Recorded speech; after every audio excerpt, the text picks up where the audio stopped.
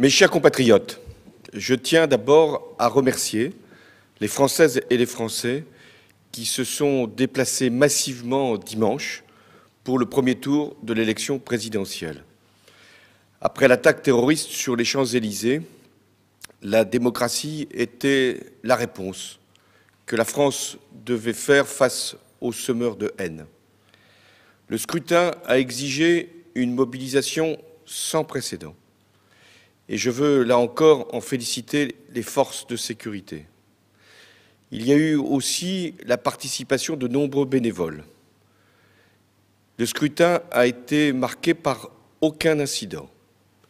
Et là encore, je veux saluer tous ceux qui y ont contribué pour l'organisation de cette élection, et je pense notamment au maire de France. Les résultats du vote de dimanche ont placé Emmanuel Macron et Marine Le Pen au second tour de l'élection présidentielle.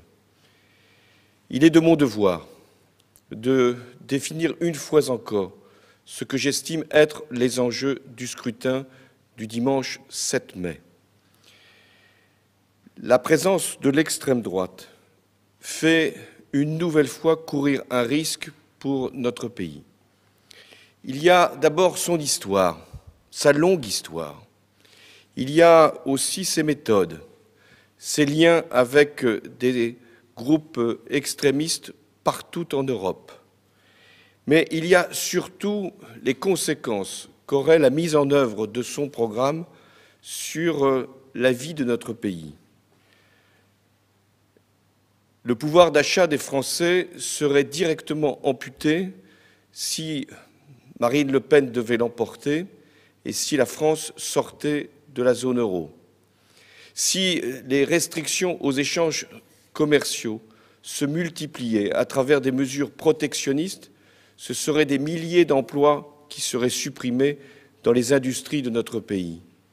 Et si encore la taxation des produits venant de l'étranger venait à être introduite, alors ce serait une hausse des prix sans précédent qui frapperait les plus fragiles.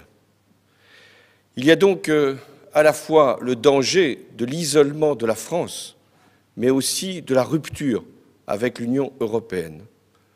Enfin, face à la menace terroriste, qui exige la solidarité et également la cohésion de notre pays, l'extrême droite diviserait profondément la France, stigmatiserait une partie de nos concitoyens au regard de leurs origines ou de leur religion.